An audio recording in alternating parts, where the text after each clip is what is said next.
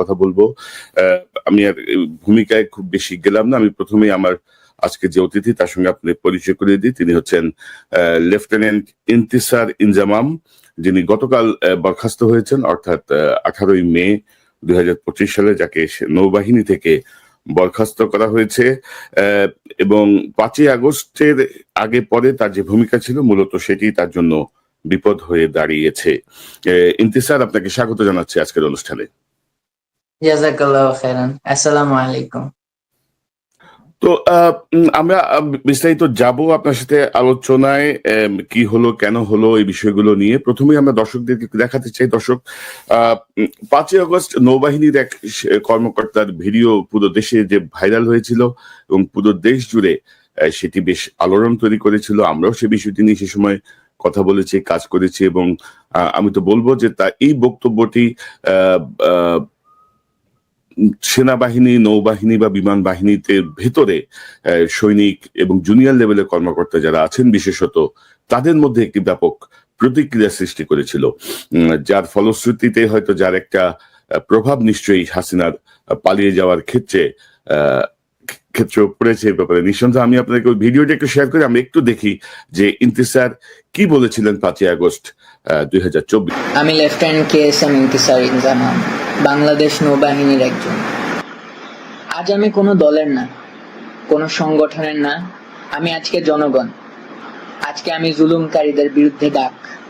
আমাদের নেভাল একাডেমিতে ঢুকতে শেখানো হয় আল্লাহর পক্ষে লড়াই করো। ধর্ম, বর্ণ, জাতি নির্বিশেষে সত্যের পথে, নীতির পথে, ন্যায়ের পথে রুখে দাঁড়ানো যেমন একজন মুসলিমের দায়িত্ব, তেমনি প্রত্যেক জনগণের দায়িত্ব। আজ আমি প্রত্যেক জনগণের জন্য সেই ডাক। আমার এই ডাক কতদূর যাবে আমি জানি না, তবে বন্ধ করানোর জন্য রাজাকার, বিএনপি ইত্যাদি নাম দেওয়া হবে। দাড়ি দেখে বলবে আমি জামাত শিবির, তবে আমি একজন বীর প্রতীক সন্তান। আমার বাবা আর্মিতে ছিলেন এবং মাননীয় প্রধানমন্ত্রী আপনার সাথেই SSF এ চাকরি করেছেন। তবে জনগণ এইসব আর খায় না। Enough is enough. আমাদের দেশ আজ ভালো নেই। আমাদের জনগণ আজ আর্তনাদ করছেন। এই আর্তনাদ আজকের না, এই আর্তনাদ 2009 সালে যখন 57 জন অফিসার মৃত্যুবরণ করেন, খুন করে ফেলা হয়, মৃত্যুবরণ। এর মধ্যে ছিলেন আমার বাবার আর্মির কোর্সমেট, আমার বন্ধুদের বাবা এবং আরো অনেকেই। 1971 সালেও এত অফিসারের মৃত্যু হয় নাই। আজকে ছাত্র আন্দোলনের উপর যেই কিল অন সাইট অর্ডার দিয়েছেন, ওই দিন সেটা কই ছিল মাননীয় প্রধানমন্ত্রী? আজকে আমার এই প্রশ্ন সেই সকল অফিসারের পক্ষ থেকে যাদের চাকরি কেড়ে নিয়েছিলেন এক রাতের মধ্যে, এবং পর্যায়ক্রমে আরো যাদের চাকরি শেষ করে দেন। প্রত্যেকটা অফিসার এবং তাদের পরিবারের আতঙ্ক আমার মনে এখনো আছে। পিতৃহীন সন্তানদের কান্না কেউ ভোলে নেই। আজকে ছাত্রদের বিরুদ্ধে এবং জনগণের বিরুদ্ধে যে আচরণ, এই আচরণ কোথায় ছিল বিডিআর জওয়ানদের সাথে? ছাত্রদেরকে রাজাকার ডেকে আপনার ছাত্রলীগকে লেলিয়ে দিয়ে কেমনে পারলেন? কিন্তু সেদিন অফিসাররা কিছু করতে চাইলে কোনো ধরনের সিদ্ধান্ত আপনি দিতে পারলেন না। তো আপনার 2012 সালের থেকে আপনার দাড়ি পড়া ছেলে রাস্তায় দেখলেও তাকে তুলে নিয়ে যান। এমন অবস্থায় গিয়েছে যে আমার উচ্চপদস্থ কর্মকর্তা আমাকে বলছে তুমিও সাবধানে বাইরে যাও, তোমাকে দেখেও তুলে নিয়ে যাবে। তাইলে আপনি এবং আপনার সরকার কি মুসলিম বিদ্বেষী, যেখানে পুরো পৃথিবীর মুসলিমরা ইসলামোফোবিয়া এর বিরুদ্ধে যুদ্ধ করছেন? আপনি এই মুসলিম গরিষ্ঠ দেশে ইসলামোফোবিয়া ছড়াচ্ছেন, আমার ভাইদের আত্মমর্যাদায় আঘাত করে মরিয়া করে দিচ্ছেন। সংখ্যালঘু ভাই যারা আছেন তাদের পুঁজি করে সংঘর্ষ লাগিয়ে তাদের ক্ষতি হতে দিয়ে ডিভাইড অ্যান্ড কনকোয়ার মতাদর্শ চালাচ্ছেন। আপনি বলেন ধর্ম যার যার, উৎসব সবার, তবে আজকে আমরা বলি ধর্ম যার যার, সংগ্রাম আমাদের সবার। ছাদে খেলারত অবস্থায় 6 বছরের শিশু রিয়াকে আপনার পুলিশ খুন করেছে, আর 4 বছরের শিশু আহাদ 8 তলার বাসায় বারান্দায় দাঁড়িয়ে বাহিরে তাকিয়েছিল, পুলিশ তাকেও খুন করেছে। সরকার যেমন ভাবে মানুষের নিরাপত্তা দিতে ব্যর্থ, তেমনি আপনি আপনার আশেপাশের পোষাদের নিয়ন্ত্রণ করতে ব্যর্থ। আর আপনার শেখ পরিবার নিয়ে তো আর নাই বলি। প্রত্যেকটা মসজিদে জোরপূর্বক দোয়া করাচ্ছেন, আবার এরা এদের মতো সন্ত্রাসবাদ আচরণ চালিয়ে দেশের মানুষদের ক্ষতি করতেই আছে। ছোট ছোট বাচ্চাদের 2020-এ সুশীলদের ভিতর থেকে যারা সৎসাহসী প্রতিবাদী এরা সবাই ক্ষতিগ্রস্ত, এবং তার সাথে যুক্ত হলো মেজর সিনহা এবং আবরার ফাহাদের হত্যা। এখন এসেছেন ছাত্র আন্দোলনের বিরুদ্ধে শুট করার বেআইনি সিদ্ধান্ত নিয়ে, এবং এর মধ্যে ডিফেন্সকে জড়িত করে আমাদের আত্মমর্যাদা এবং নৈতিকতার প্রশ্ন এনেছেন। এই জন্যই আজকে আমি একটা জুনিয়র অফিসার হয়েও সকল সশস্ত্র বাহিনীর অফিসার এবং সৈনিকদের পক্ষ থেকে তীব্র প্রতিবাদ জানাচ্ছি। আপনার কারণে আজ সারা বিশ্বের সামনে আমরা লজ্জিত, এবং আমাদের ভাই বোনদের সামনেও আমরা সমালোচিত। ছাত্রদের ছোট একটা আন্দোলন সেইটার উপায় না করে কেন আপনার এই গেদর লীগকে আমাদের ছাত্রদের উপর লেলিয়ে দিলেন? কেন? এখন আর এটা ছাত্র আন্দোলন পর্যায়ে নেই ম্যাডাম। আপনার এবং আপনার প্রসাদের সময় শেষ, ইনশাআল্লাহ। আজ আমার বার্তা শেখ হাসিনার কাছে না, আজ আমার বার্তা সবার আগে আমার সৈনিক, নেভির নাবিক এবং এয়ারফোর্সের এয়ারম্যানদের নিকট। আপনারা আমাদের ভাই, আপনাদের শক্তিতে শক্ত 3 বাহিনী। আপনারা যদি চান জনগণের পক্ষে, আপনারা সবচাইতে বড় ঢাল। অফিসার আছে, চেইন অফ কমান্ড আছে, তবে এইসব বানানো কি দালাল রাজনীতিবিদের চাকরগিরি করতে? বীর সৈনিকদের এই কলিজা। আমি জানি যে আপনাদেরও ভিতর অনেক ক্ষোভ, সত্যের পথে দাঁড়াতে না পেরে। আজকেই সময়, এই হয় জনগণের পক্ষে অস্ত্র ধরেন অথবা ভুলে যান যে আপনি একজন সৈনিক।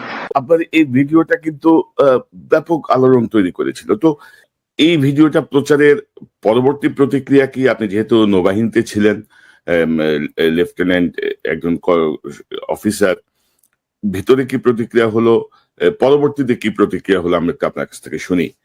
ইন্তিসার, ওটা আন্দোলনের সাথে আমার কোনো কানেকশন ছিল না, বাট 18 তারিখের পর থেকে যা যা হলো, প্রত্যেকটা জিনিস এমন একটা পর্যায়ে আমাকে মেন্টালি এবং রেশনালি যদি বলেন যে চিন্তায় ঢেলে দিয়েছিল যে আজকে যদি অফ হয়ে যায় তাহলে 2009, 2013, 2018, 2020 এটা আবার হবে, এবং এবার এমন ভাবে হবে যেটা আসলে মানে এরপর তারা নিজেদেরকে গড ভাবা স্টার্ট করবে, ভগবান লেভেলে নিয়ে যাবে। তো এইসব চিন্তা করে আমি 27 তারিখ থেকে মোটামুটি চিন্তা করতে করতে 3 তারিখে আরো ক্লিয়ার হই। আমি আমার মার সাথে কথা বলি, আমার মারাও প্রথমে রাজি ছিল না। 4 তারিখে যখন দেখলাম সবাই ডাক দিল, তো আমিও রেডি হলাম যে না, এবার হয় ইস্পার অথবা উস্পার।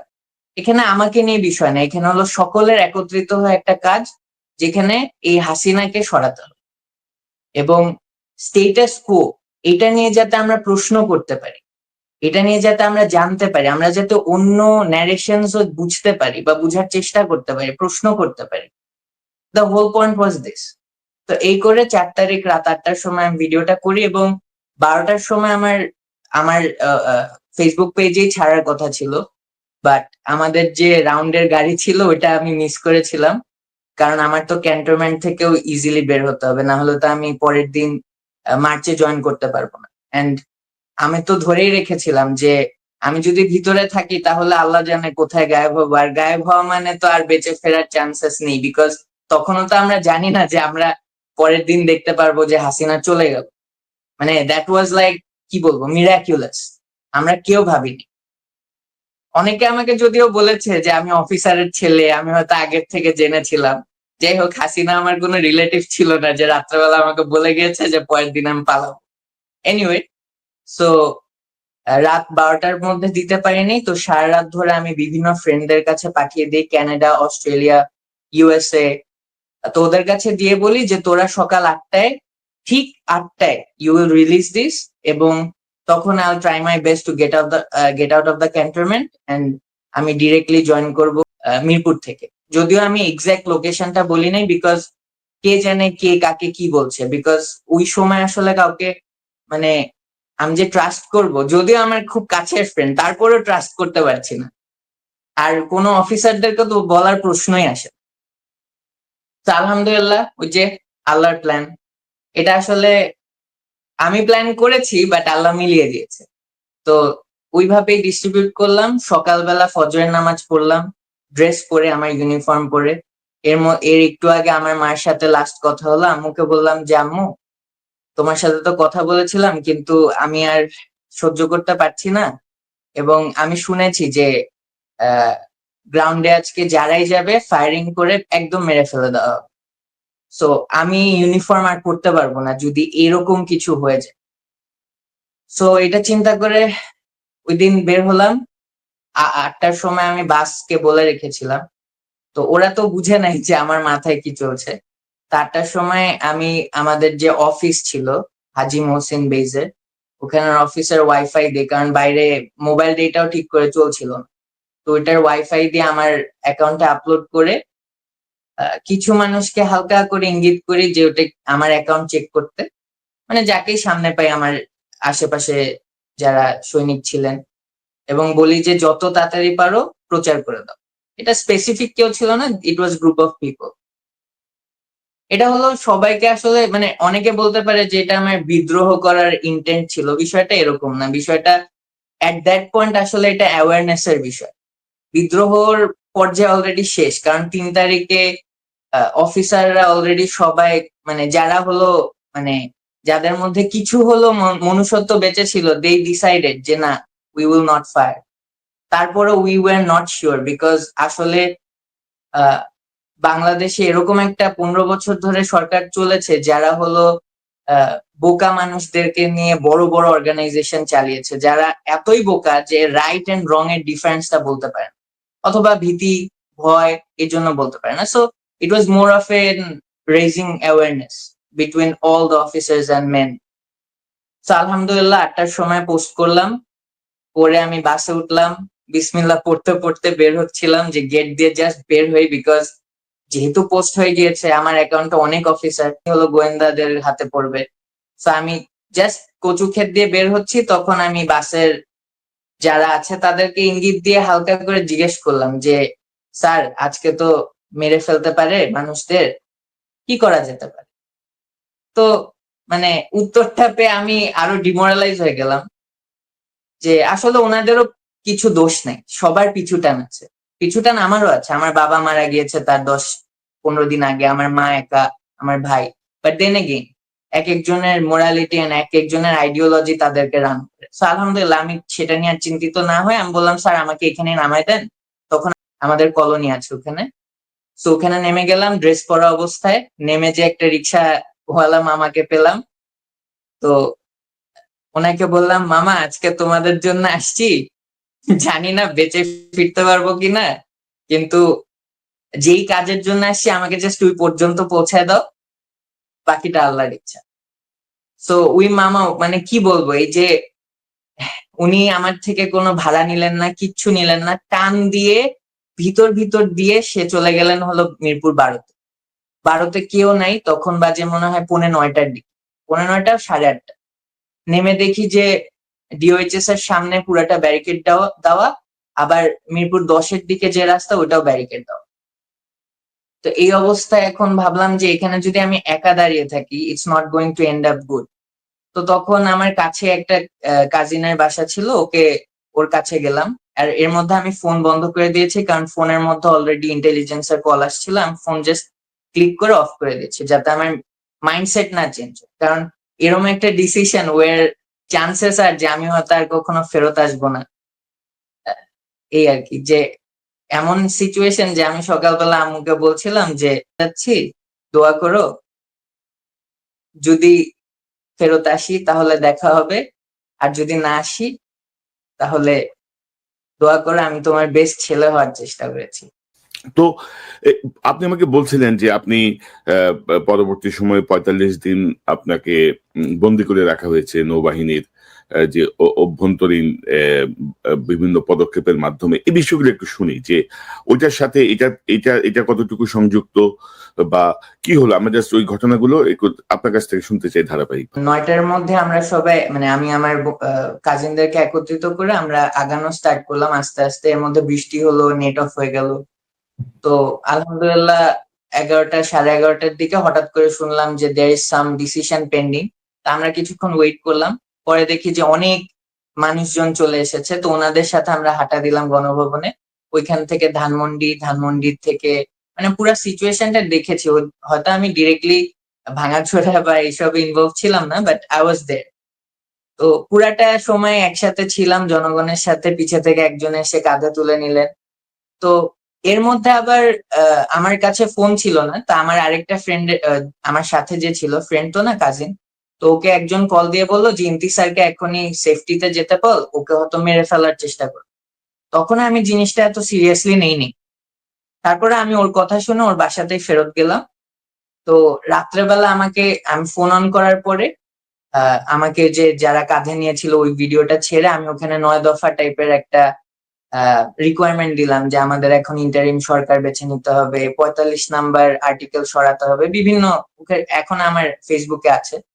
তো এগুলো করার পর আমার বন্ধু রাত্রেবেলা কল দিয়ে বলছে যে তুই ক্যান্টনমেন্টেও যাস না, কারোর সাথে কথা বলিস না, দরকার পড়লে ফোনটা অফ করে দে। ও দেশের বাইরে থেকে আমাকে কল দিয়েছিল। তো আমি তাই করলাম। তবে পরের দিন সকাল 6টায় হঠাৎ 6 তারিখ সকাল 6টায় ঘুম ভাঙলো। ঘুম ভেঙেই ফোনটা অন করে দেখি যে বিভিন্ন জায়গা থেকে আমাকে মেসেজ দিচ্ছে। মানুষ বলছে যে আমাদেরকে মেরে ফেলছে, অনেকে এখানে আগুন ধরায় দিচ্ছে, মব ক্রিয়েট হচ্ছে, বিভিন্ন আনরেস্ট ছিল, এগুলো তো দেখেছি আমরা। বাট এছাড়া আরেকটা প্রবলেম স্টার্ট হলো সকালবেলা থেকে। আমি দেখলাম যে কিছু অফিসার, তারা হলো নিজের পার্সোনাল অ্যাকাউন্ট নিয়ে বিভিন্ন পোস্টে পোস্টে যে আমার বিরুদ্ধে বলছে যে আমি বলে বরখাস্তকৃত, আমাকে বলে চাকরিচ্যুত করা হয়েছে, তাই দেখে বলে যে আমি ভিডিও ছেড়েছি, আন্দোলনে জয়েন করেছি। তো এইটা দেখে আই ওয়াজ ভেরি শক যে আমার বাহিনীর অফিসাররা আমাকে নিয়ে এই কথা বলছে। তখন আমি সাথে সাথে ড্রেস পরলাম, ড্রেস পরে আমি হাজি মহসিনে একটা উবার তো না, পাঠাও নিয়ে চলে গিয়েছি। হাজি মহসিনে গেলাম 6 তারিখ প্রায় 12টার দিকে। যে আমার যে ওখানে সিও ছিলেন, কমান্ডিং অফিসার ক্যাপ্টেন কিবরিয়া, ওনার কাছে যে রিপোর্ট করলাম, আমি বললাম স্যার আমি চলে এসেছি। স্যার বললো যে উপরের থেকে দেখি কি তোমার এ নিয়ে ডিসপোজাল আসে, আমার হাতে তো কিছু নেই, তুমি রেস্ট নাও রুমে যে। এবং আমি তাই করলাম। আমি রাত পর্যন্ত আই ওয়াজ কমপ্লিটলি ওকে। পরের দিন 7 তারিখ সকাল 9টায় হঠাৎ করে আমার এক্সিকিউটিভ অফিসার আমাকে কল দিল, দিয়ে বলে যে কমান্ডিং অফিসার তোমার সাথে কথা বল। তা আমি গেলাম, যে কমান্ডিং অফিসারের রুমে ঢুকেছি।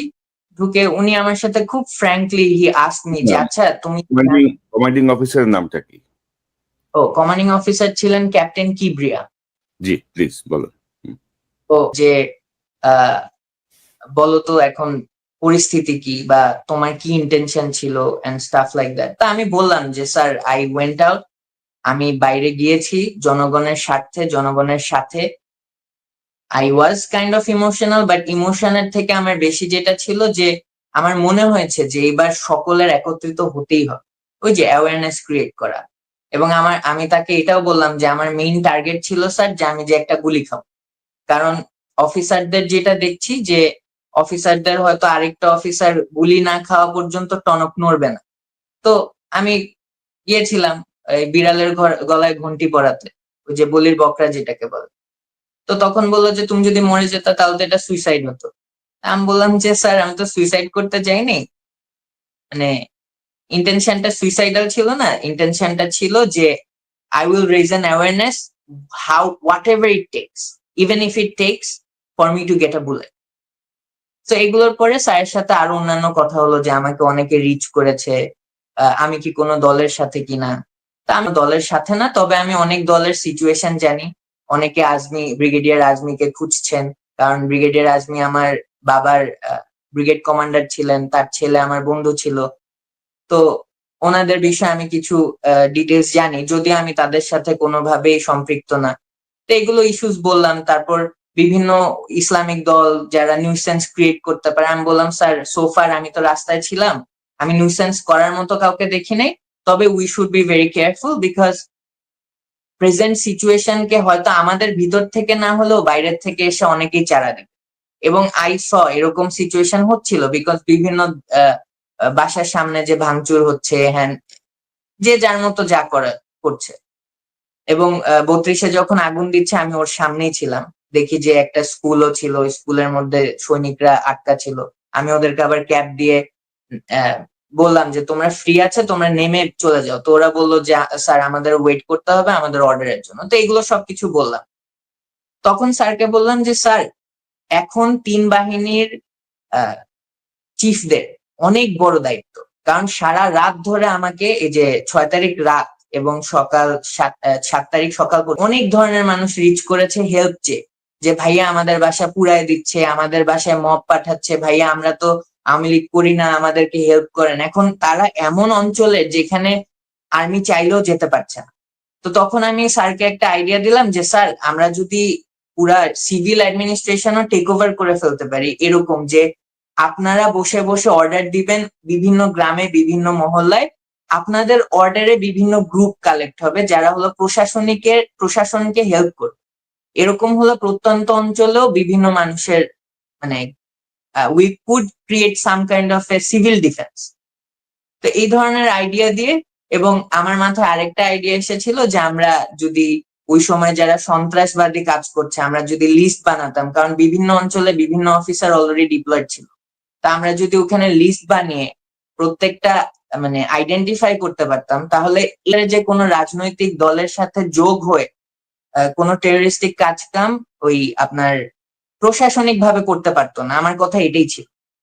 তো স্যার আমাকে বলল আচ্ছা ফাইন, তোমার আইডিয়াস খুব ভালো, তোমাকে আমি একটা রেকর্ডার দিচ্ছি, তুমি এগুলো বলো, আমি দেখি চেষ্টা করি, বিকজ আই ক্যান আন্ডারস্ট্যান্ড যে তোমার ইন্টেনশন খুব ভালো and you are thinking for the country. Because এই যে মারা বাচ্চাদেরকে নিয়ে রাস্তায় বের হয়ে আসছিল, মানে we can late all of this go in. Idea share করলাম, ওই অডিওর মধ্যে রেকর্ডিং করলাম।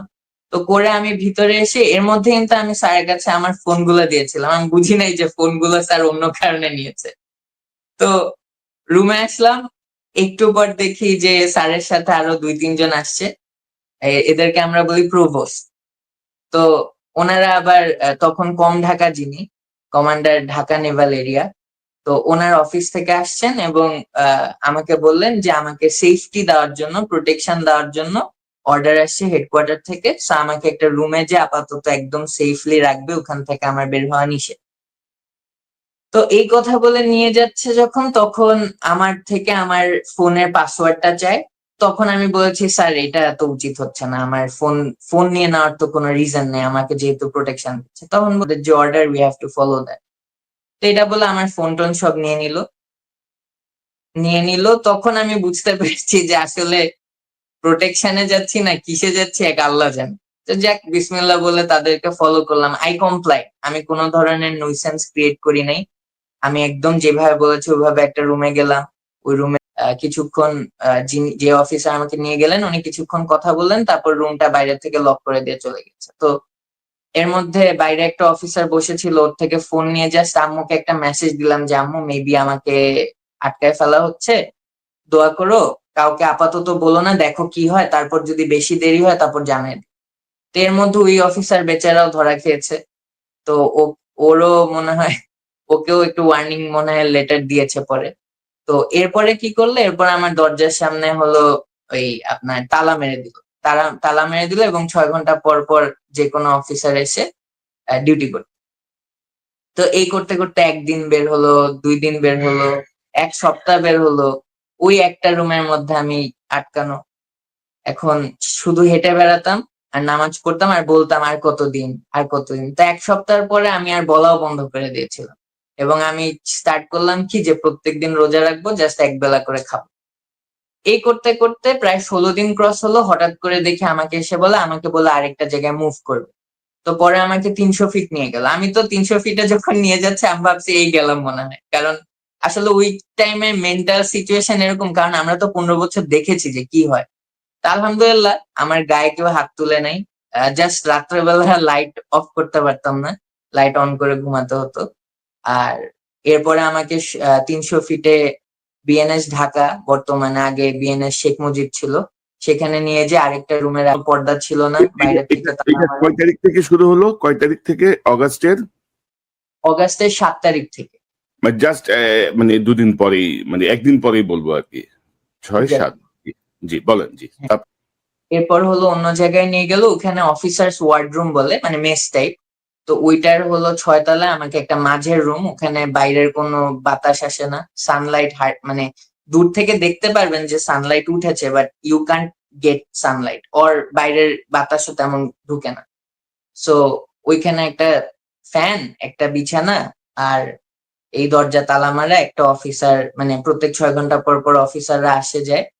আর বাইরের থেকে একটা স্পটলাইট দেওয়া ছিল, ওই স্পটলাইটটা মারতো ভিতরে, যাতে আমি ভিতরে লাইট অফ করলে ওটা, মানে ওই যে আপনার ইন্টেরিয়রের ডিজাইনের যে স্পটলাইট গুলো থাকে ওটা আমার দিকে ঘুরিয়ে দিয়েছে। তো এইভাবে প্রায় সেপ্টেম্বরের 19 তারিখ পর্যন্ত আমি এইভাবেই কাটালাম। তো এর মধ্যে আমার মার সাথে আমার কোনো কথা হয় নাই, কোনো অফিসার এসে আমার তদন্ত করে নাই, কোনো ধরনের, মানে এমন হয় নাই যে আমার কোনো কোর্ট মার্শাল চলছে অথবা আমার কোনো ইনকোয়ারি চলছে, nothing. It was simply just me in the room and doing my things. কখনো কখনো বই চেয়েছি, বইগুলো পাইনি, কোরআন চেয়েছিলাম, কোরআন দিয়েছে, এই। তো এই করে 20 তারিখ আমাকে হঠাৎ করে এসে খুলে দিল, দিয়ে বললো যে তোমাকে এখন আমরা হাজী মহসিনে নিয়ে যাব, বের হয়ে অনেক কিছু দেখতে পারবা, বাট ডোন্ট রিয়াক্ট। আগে situation is a second chance given in your life, মানে আমাকে বিভিন্ন ভাবে বোঝানো হলো যে ডোন্ট ডু এনিথিং ইন রাশ, আগে বুঝো বাইরের সিচুয়েশন।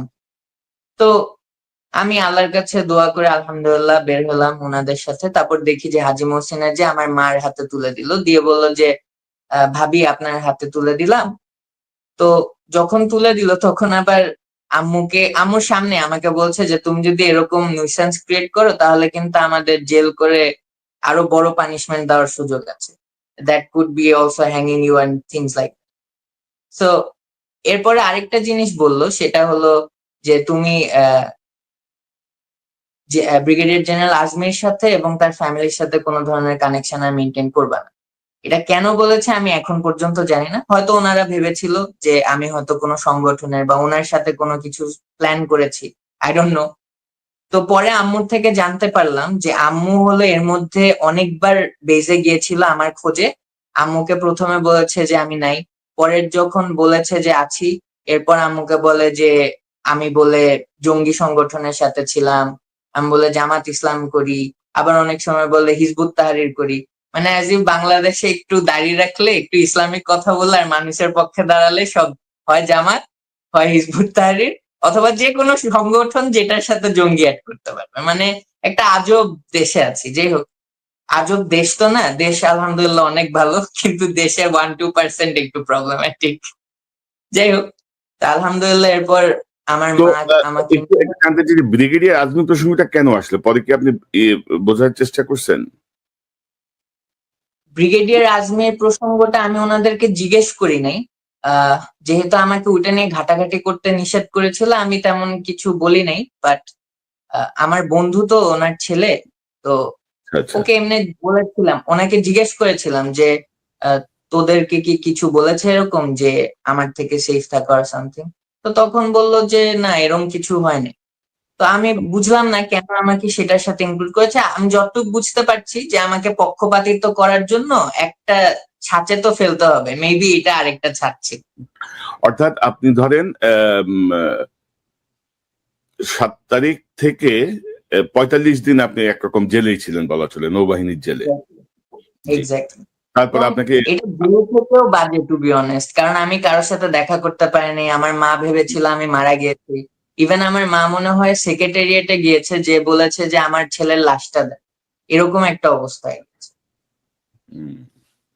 আচ্ছা, তারপরে কি হলো? তারপরে আপনি আসলেন, আপনার মায়ের সাথে বাসায় আসলেন, তারপরে? এরপর হলো আম্মুর সাথে, আমাকে ওই দিনই পোস্টিং দিল হলো কাপ্তায়। তা আমার মাকে নিয়ে জাস্ট বাসায় একটু ঢু মেরে আমার আবার মংলায় যাওয়া লাগলো, মংলা থেকে কাগজপত্র কালেক্ট করে ডিরেক্টলি আম্মুকে নিয়ে চলে গেলাম হলো কাপ্তায়। তো কাপ্তায়ে যে আম্মুকে নিয়ে 1 সপ্তাহ ছিলাম।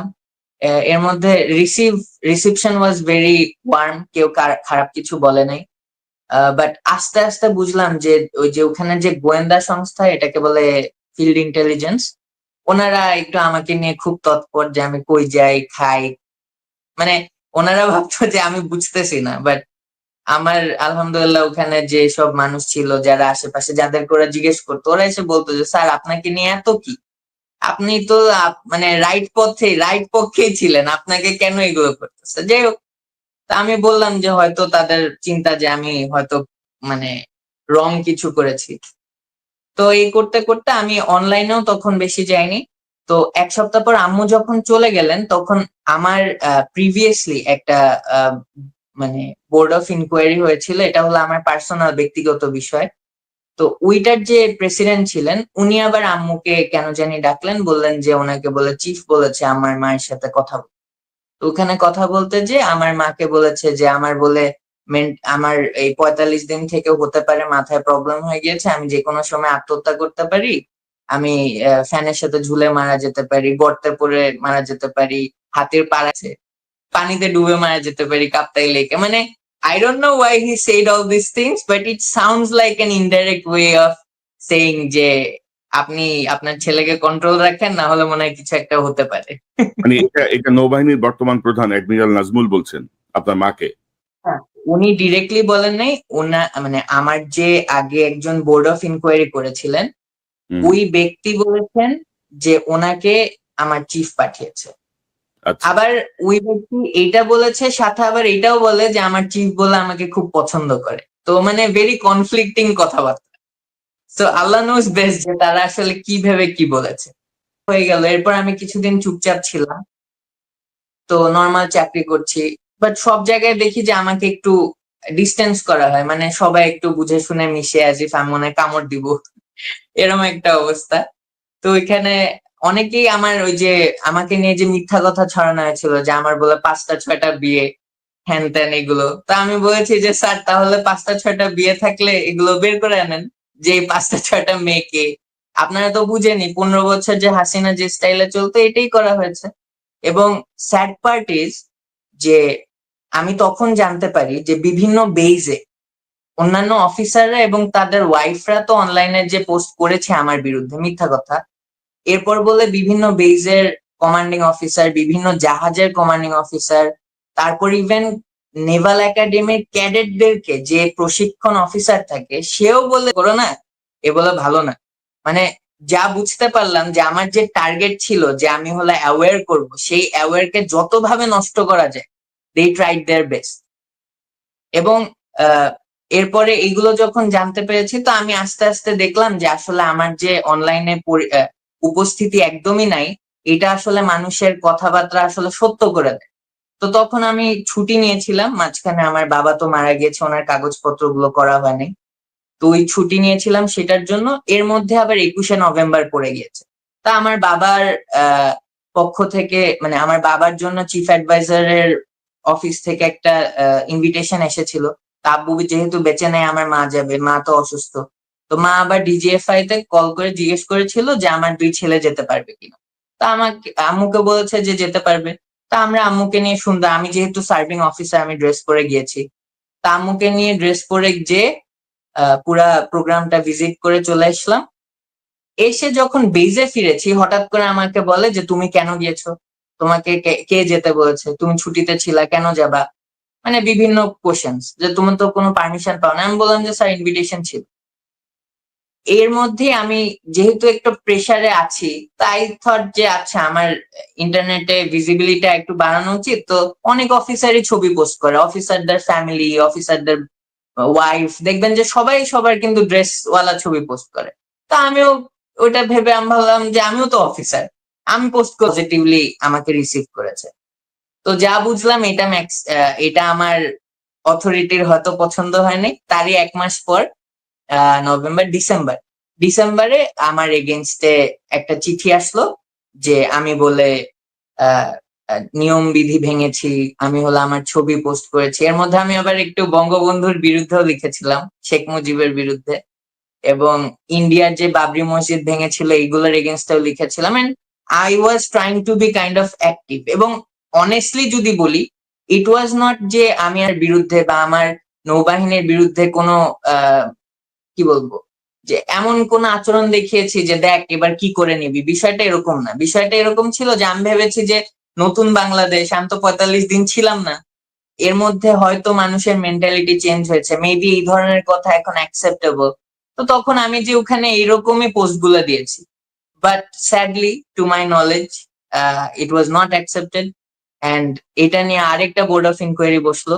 এই বোর্ড অফ ইনকোয়ারি বসে চললো প্রায় ফেব্রুয়ারি মার্চ পর্যন্ত। তো ওইটার কোনো ডিসপোজালও আসেন। তো এটার ডিসপোজাল আসে নাই। ফাস্ট ফরওয়ার্ড গতকালকে আমাকে হঠাৎ করে অফিস আওয়ার শেষ, আমি সারাদিন অফিস করলাম, 3টার সময় আমার কমান্ডিং অফিসার আমাকে ডেকে বললো যে তোমার নামে একটা চিঠি আসছে, you have been dismissed from the service. তো এরপর চিঠিটা পড়লাম, চিঠিটা পড়ে দেখি যে বাহ, এর মধ্যে কোনো রিজনিংও লেখা নেই। আমাকে হঠাৎ করে dismiss from service under administrative order, মানে হলো মিনিস্ট্রি অফ ডিফেন্স এর চিঠিতে আমাকে ডিসমিস করেছে। এই করে এই যে আজকে আপনার সামনে। এখন কিছু মানুষের প্রশ্ন হতে পারে যে আপনি সেই যে সেপ্টেম্বরে বের হলেন, এরপর থেকে আপনি আপনার পক্ষে তো কোনো কথা বললেন, মানে আমাকে নিয়ে অনেক ধরনের অনেক অ্যালিগেশনস ছিল, আমার পার্সোনাল লাইফ নিয়ে অনেক কথা ছিল। তারপর অনেকে আবার বলেছিল যে আমি বলে চাকরি বাঁচাতে বলে আন্দোলনে জয়েন করেছি। তো এই বিষয়ে আমার সবার কাছে একটা প্রশ্ন, যে আপনারা তো 15 বছর দেখেছেন কম বেশি, চাকরির কি এতই মায়া একটা মানুষের হতে পারে যে সেটার জন্য সে জান দিয়ে দিবে? মানে আমার তো ওই দিন যদি হাসিনা বেঁচে থাকে, আমার তো জান মানে থাকার আর কোনো উপায় নেই। মানে বেঁচে থাকে মানে সে যদি দেশে থাকতো, would I be living even? আয়না ঘরটার বাদ দি, I would not be even alive. And আমার ছোট ভাই, মানে আমার বের হয়ে যাওয়ার পর আমার ছোট ভাইকেও বাসা থেকে বের করে দিতে হয়েছে আম্মুর, কারণ আমার বাসায় বারবার হলো আপনার আম্মু বলেছে যে ডিবি থেকে এসেছে বলে, তারপর ইন্টেলিজেন্সের লোকরা এসেছে, আমার ইন্টেলিজেন্সের লোকরা এসেছে, ইভেন ছেলে পেলে এলাকার যারা হলো আওয়ামী লীগ করতো এরাও এসে ঘুরঘুর করছিল। তো আম্মু ভয় পেয়ে আমার ভাইকে বের করে দিচ্ছে। তো আমি না কি এগুলো বুঝিনি? আমার সার্ভিং অফিসার, আমি কি বুঝতাম না যে what are the repercussions or what are the outcomes that's going to come? তো একটা মানুষ কিভাবে চাকরি বাঁচাতে যে, এন্ড আলহামদুলিল্লাহ I come from a good family. যদি আমার বাবার লাইফেও মোরলেস অনেক কষ্ট গিয়েছে, বাট আমি আলহামদুলিল্লাহ আমার যোগ্যতা দিয়ে যদি চাকরি নাও থাকতো, for example if the allegations were true, আমার সুন্দর জীবন চলে যেত। Why would I go against my comfort, তাই না? রাইট। না ওই সময়টা আসলে ধরেন সবাই তো ফিল করছিল হাসিনার এই বিষয়টা, বিশেষ করে সৈনিক, মিড লেভেলের অফিসার, আমি যেটা বলছিলাম আমি প্রথমে, যে উপরের লেভেলের 1-2-3% বাদে। তো এবং আপনার এই ভিডিওটার যে ইম্প্যাক্ট, অ্যাকচুয়ালি তারই একটা ধারাবাহিক সাফারিংস আপনাকে পোহাতে হলো, এবং আপনি আপনি অবশেষে বরখাস্ত হলেন, আপনি মুক্ত হয়ে গেলেন বলা চলে আর কি। মানে এই গ্যাঞ্জামের মধ্যে না থেকে মুক্ত হয়ে যাওয়া ভালো আর কি। তো আল্লাহই জানেন যে এর পেছনের আপনাকে দিয়ে ওনার কি উদ্দেশ্য, কি পরিকল্পনা। তো ধরেন এরকম ধরেন আমরা ওই সময় কিন্তু দেখেছি যে অনেকেই প্রতিবাদ করেছেন, অনেকে লিখেছেন, পোস্ট দিয়েছেন, আমরা অনেক ছবি দেখেছি যে ইউনিফর্ম পরে অনেকে শেখ মুজিবের মূর্তি ভাঙতেছে, অনেক শেখ হাসিনার ছবি নামায় ফেলতেছে। আপনি কি আর কোনো ইনসিডেন্টের খবর কি আপনার কাছে আছে যে আর কেউ ক্ষতিগ্রস্ত হয়েছে কিনা তাদের এই যে স্বৈরাচার বা ফ্যাসিস্ট বিরোধী অবস্থানের কারণে, বা ছবির কারণে, বা লেখালেখির কারণে? ওয়েল, আমি একটা নিউজ পেয়েছিলাম, বাট এটা আমি কনফার্ম করতে পারি নাই। সেটা হলো এই যে আনিসুল, ওই যে আইনমন্ত্রী যিনি ছিলেন, আইনমন্ত্রীকে যে ধরা হয়েছিল, আসলে ইট ওয়াজন্ট প্ল্যান। মানে এই ধরা যে পড়ে গিয়েছে, অলসো এই যে সালমান এফ রহমান, এরা দুইজন যে ধরা পড়েছে, they were captured I believe mistakenly, and I was told so. It could be also a rumour, because আমার কাছে প্রমাণ নেই, বাট আইভ হার্ড যে ওই অফিসার যারা হলো ওইটা নিয়ে কাজ করছিলেন, দে ফেসড রাফ টাইম। অ্যান্ড তাছাড়া যদি ডিফেন্সের ভিতরে বলেন, যেমন আমার আর্মির কিছু চেনা লোক ছিলেন, যারা এখন প্রবলেম হয়েছে কি যে আমার সাথে ডিরেক্টলি কানেক্টেড ছিল না, আমি শোনা কথাগুলো শুনেছি। এবং মোস্ট অফ দ্য পিপল যারা হলো ওই ধরনের খুব অ্যাক্টিভলি কিছু একটা করেছে, they did face some kind of a, ওই যে as if দেখানো হয়েছে যে এটা ইমোশনাল ছিল, ইট ওয়াজন্ট অ্যান আইডিওলজিক্যাল থিং। মানে বারবার জিনিসটা বোঝানোর চেষ্টা করা হচ্ছে যে আমি as if খুব ইমোশনাল হয়ে আমার ইম্যাচুরিটির জন্য এই কাজটা করেছি, hmm, as if I didn't want a bigger goal to be serve, না বুঝছেন? কিন্তু স্যার আমাদের কাছে ধরেন এরকম অনেক তথ্য আছে, আমাদের কাছে অনেকেই যোগাযোগ করে, যেমন আপনার সঙ্গে আমার যোগাযোগ হয়েছে। তেমনি প্রচুর অভিযোগ অনেক কিছু আছে যেগুলো নিয়ে আমরা কাজ করছি, যেগুলো আমরা হয়তো পর্যায়ক্রমে আনবো। তো আমি একটু আপনার বাবা সম্পর্কে জানতে চাই। আপনার বাবা সেনাবাহিনীতে কোথায় কিভাবে সার্ভ করেছেন, কতদিন সার্ভ করেছেন? জাস্ট একটু সংক্ষেপে যদি একটু বলেন। আমার আমার বাবা হলো 1986 এর ব্যাচ, উনি হলো 85 এর ব্যাচ, উনি হলো 87 এ হলো কমিশন পেয়েছেন 17th লং কোর্সে। তো উনি হলো আহ, শেখ হাসিনার আমলে বীর প্রতীক পাওয়া 95 এ শান্তি বাহিনীর এগেনস্টে, এবং এরপরে হলো এসএসএফ এ ছিলেন শেখ হাসিনার আমলেও, আবার বিএনপির আমলেও উনি এসএসএফ এ ছিলেন। এরপর থেকে আমার বাবা হলো আহ হালকা একটু স্যান্ডউইচ হয়ে যান, বিকজ দুই আমলেই ছিলেন অবভিয়াসলি। তো এরপরে হলো আমার বাবা 2009-এ আমার বাবার একজন কোর্সমেট মেজর শাহির, ওনাকেও এরকম 1 ঘন্টার মধ্যে বরখাস্ত করে দেওয়া হয়। এবং ওই সময় থেকে আমার বাবা কিন্তু ওনাকে নিয়েও খুব কষ্ট পেতেন। এবং এর পর্যায়ক্রমে আমার বাবা হলো যখন ইবিআরসি রেকর্ড উইং এ ছিলেন, আমার বাবার কাছে অনেক রং ভাবে ইন্টেন্ডেড টাকা পয়সা এসেছে যাতে রংলি কাউকে নেওয়া হয়। তো এগুলোর বিরোধিতা করতে করতে আমার বাবাকে আসলে টার্গেট করা হয় কম বেশি, এন্ড ইভেনচুয়ালি তার চাকরি চলে যায়। কিছু পার্সোনাল ইস্যুজও দেখানো হয়, মানে প্যাচগোজ দিয়ে যা করা হয় করে আব্বুকে ফোর্স রিটায়ারমেন্ট পাঠানো হয়। এবং 2016-এ আব্বু আবার আহ ওইটাকে কি বলে পিএনজি হয়ে যায়, অবাঞ্ছিত। তো হুম। এই অবাঞ্ছিতটা আবার খুলে যায় হলো এই 5 অগাস্টের পরে। 21শে নভেম্বরের ফার্স্ট ইনভিটেশন ছিল আফটার অল দিস ইয়ার্স, এবং এই জন্যই আমরা সবাই খুব আহ উৎসাহিত হয়ে গিয়েছিলাম। দুঃখজনক এইটাই যে আমার বাবা বেঁচে ছিল না পাওয়ার জন্য। না, আল্লাহ ওনাকে বেহেশত নসিব করুক। আপনার বাবার নাম এবং পজিশনটা কি ছিল সর্বশেষ? আমার বাবা ছিল major retired KSM Ejaz Afzal বীর প্রতীক। তো আমরা আশা করি নিশ্চয়ই তিনি উত্তম প্রতিদান পাবেন দেশের প্রতি ভালোবাসা এবং তার সততার জন্য। তো ইন্তিসার, আপনার এখন পরিকল্পনা কি? অর্থাৎ আপনি তো এখন ফ্রি বার্ড, বা আপনি আর কোনো কিছু আশঙ্কা করেন কিনা যে আজকে ধরেন আপনি আমার সাথে যে ইন্টারভিউ দিচ্ছেন, এর পরবর্তী কোনো কনসিকুয়েন্সেস আপনি ভাবেন কিনা, বা আপনার কোনো আহ্বান আছে কিনা?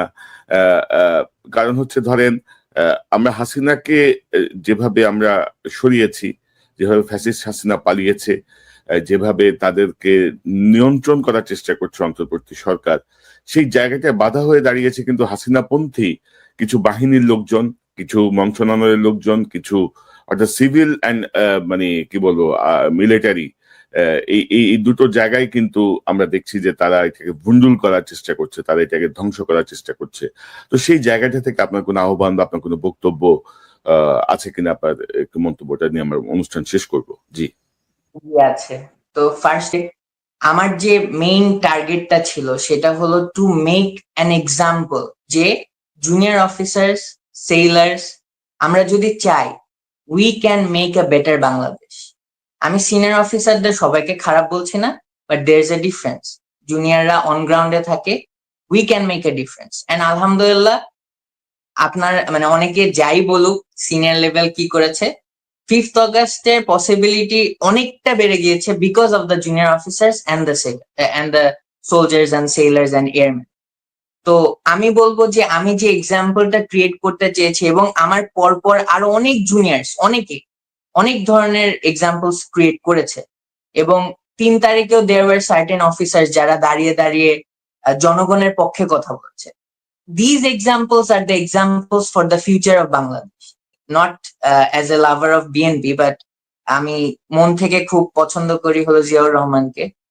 ওনার কিছু আইডিয়াস আছে, where country came first, এই জিনিসগুলো we have to remember no matter what. এবং আরেকটা যে অংশ আছে, আপনি বললেন যে আমি কি কিছু আশঙ্কা করছি কিনা। 15 বছরে তো দেখেছি আমরা যে কি হয়, people who speak out. তো এখন আমার টার্গেট হলো I will keep on speaking out. এবং আই নো এরপরে কি হতে পারে, I am ready for that, and ইনশাআল্লাহ আল্লাহ ইজ দেয়ার, রাখে আল্লাহ মারে কি। বাট আমাদের সকলের একত্রিত হয়ে we have to root out all this people যারা হলো মার্ডারারের সাপোর্টার। পলিটিক্স একটা জায়গায়, politics is fine, but when it comes down to murder and taking away the rights of people, that is when we have to stand up and speak for the right. Because সেটা একটা মুসলিম হিসাবেও দায়িত্ব, সেটা জনগণেরও দায়িত্ব। এবং জনগণের জন্য সবচেয়ে বড় যেটা, আজকে এটা বলেই শেষ করতে চাই, এবং এর মধ্যে আমি ডিফেন্স পার্সোনালদেরকেও ইনক্লুড করব। ফার্স্ট পয়েন্ট, ডিফেন্স পার্সোনাল, যে জাস্ট বিকজ আপনার পিছুটান আছে, জাস্ট বিকজ আপনার ডিওএইচএস এর বাড়ি হবে, আপনার 30 লক্ষ টাকার লোনের গাড়ি হবে, তার জন্য একটা মানুষকে মেরে ফেলা কোনো রাইট নাই কারো। জাস্ট বিকজ আপনি বলছেন যে আপনার duty, that's why you can't go to DGFI and ruin someone's life. আপনি এনএসআই এ যে কারো লাইফ নষ্ট করতে পারেন না, আপনি র্যাবে যে কাউকে মেরে ফেলতে পারেন না বিচার ছাড়া, just because your higher up said something. এটা গেল এক। অ্যান্ড সেকেন্ড পার্ট যেটা, I love something Roosevelt say. Roosevelt ছিলেন থিওডর রুজভেল্ট, উনি বলেছিলেন যে একটা জনগণের জন্য সবচেয়ে ইম্পর্টেন্ট পার্ট হলো to be invested in politics of the country. প্রত্যেকটা জনগণ। কেন জানেন? কারণ আপনার দাবি, আপনার জাস্টিস আদায় না করতে পারে, এবং it is a part of year politics, তাহলে কোন একজন অযোগ্য ব্যক্তি এসে আপনার দাবি, আপনার রাইটস, আপনার জাস্টিস লঙ্ঘন করবে। Therefore, this is that moment where we have to be very aware and be involved in politics. Some way or the other, we have to be a part of the politics. আমাদের সকলের একত্রিত হয়ে দেশটাকে change করতে হবে, সেটা হোক ভিতরের স্বৈরাচার থেকে অথবা বাইরের কোনো পাওয়ার থেকে, if you know what I mean. এবং এটা দিয়ে আমি শেষ করতে চাই। এন্ড নিশ্চয়ই আল্লাহ আমাদের, না, আল্লাহ অবশ্যই আমাদের সহায় এবং আমাদেরকে সাহায্য করবেন। ইন্তিসার, আপনাকে ধন্যবাদ। লেফটেন্যান্ট বরখাস্ত ইন্তিসার, এখন তো আপনি কিন্তু এই বরখাস্ত শব্দটা ব্যবহার করবেন, কিন্তু অনেকে অতীতে ব্যবহার করতো না, যেমন হ্যাঁ, বরখাস্ত ব্র্যাকেটে লাগাই দিবেন আপনি। এবং আসলে আমরা একটা ভয়ের শাসনে ছিলাম তো 15-16 বছর।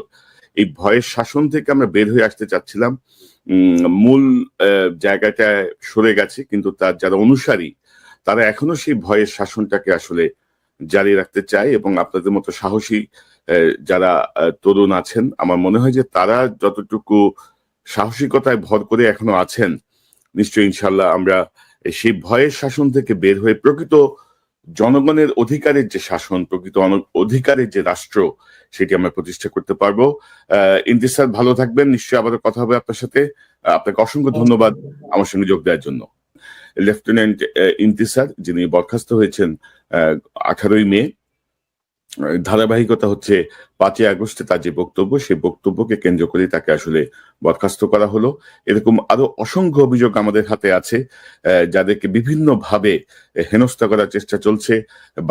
তিন বাহিনীর ভেতরে তো বটেই, বাইরেও অনেককে অনেকভাবে তকমা দেওয়ার চেষ্টা করছে, অনেকে অনেকভাবে ক্ষতিগ্রস্ত করার চেষ্টা করছে ফ্যাসিস্ট হাসিনার বিরুদ্ধে তার জোরালো অবস্থানের জন্য, ভূমিকার জন্য বা কার্যক্রমের জন্য।